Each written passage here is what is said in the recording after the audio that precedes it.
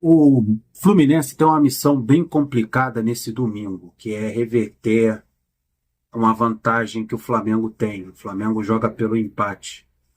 E o Fluminense teria que montar um sistema ou escolher umas peças ofensivas para tentar reverter essa situação logo no primeiro tempo. Tirar essa vantagem do Flamengo. E o Fluminense vai ter que ter uma outra postura para esse jogo. O Fluminense jogou bem na quarta-feira, principalmente no primeiro tempo. No segundo tempo que o Flamengo foi melhor. Mas no final do jogo, o Fluminense teve a chance até de empatar a partida. Teve uma postura mais ofensiva que mostrou para o Fluminense. Isso que é importante, que o Mano Menezes tem que estar na cabeça dele, que a postura do primeiro tempo e a postura do terço final do segundo tempo, em que o Fluminense quase empatou o jogo, mostra que é capaz de reverter a situação.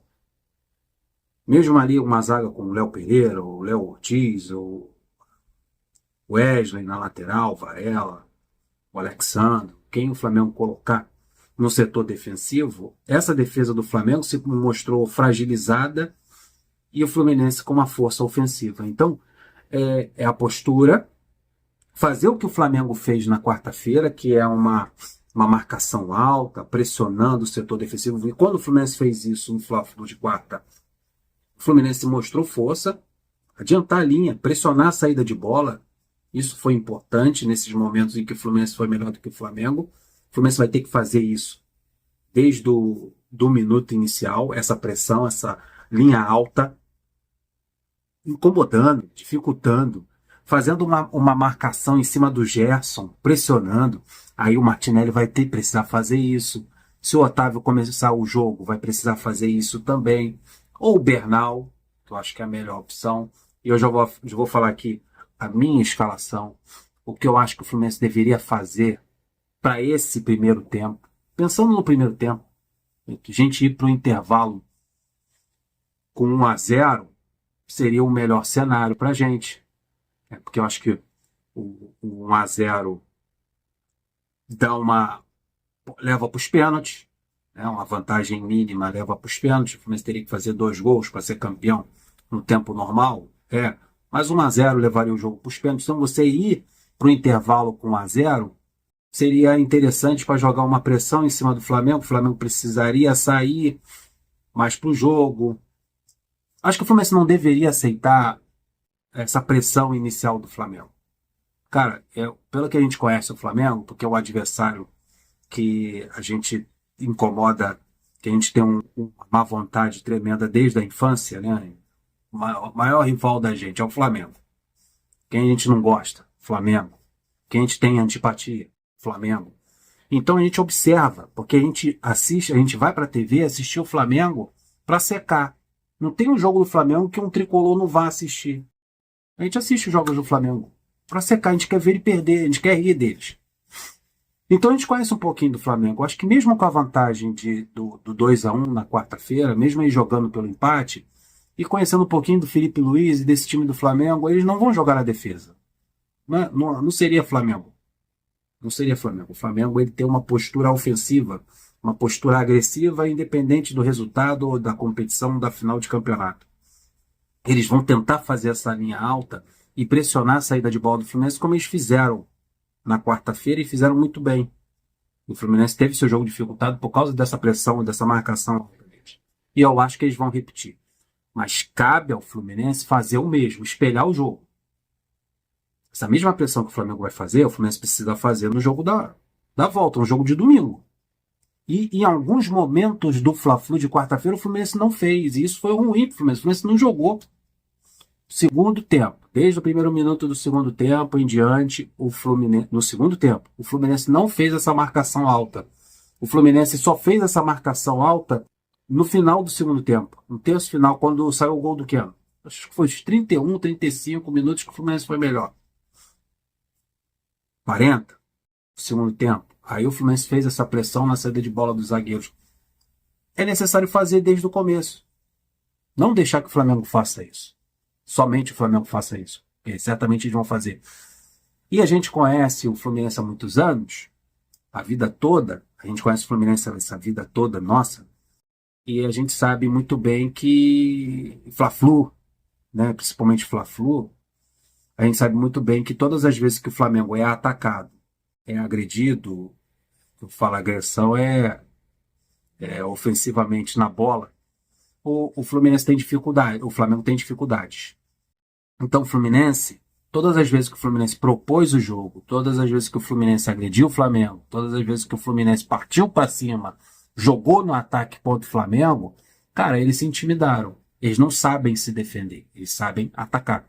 Mas defender é o ponto fraco do Flamengo, principalmente em clássico. Quando o Fluminense se impõe, eles sentem uma certa dificuldade e um temor. Então, acho que o principal do Fluminense é entrar já com um time ofensivo, um time agressivo, um time no ataque, para decidir a situação no primeiro tempo. E eu apostaria e eu gostaria de uma escalação diferente. A gente tem um problema muito grande no setor defensivo, com a ausência do Fuentes na lateral esquerda.